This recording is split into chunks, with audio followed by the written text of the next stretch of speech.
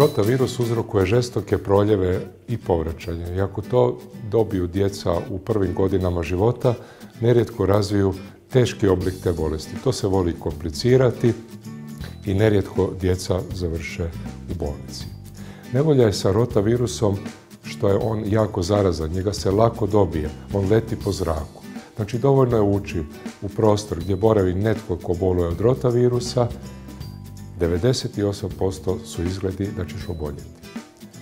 Ospice, podene kozice i rotavirus su tako zarazni.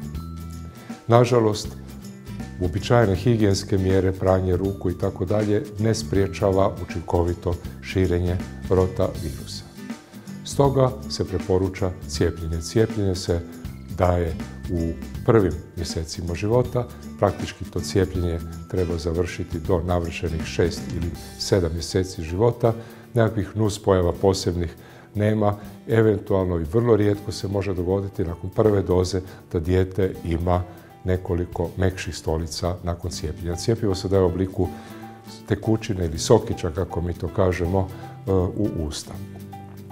I potrebno je napomenuti da cijepljenje protiv rotavirusa zapravo ne štiti protiv samog rotavirusa, ali u 100% slučajeva sprječava nastanak teških oblika te bolesti. Dakle, dijete može oboljeti od rotavirusnog gastroenterokolitisa, kako se to kaže, ali to se onda svodi na 4-5 mekših stolica kroz par dana i tu zapravo bolest prestaje.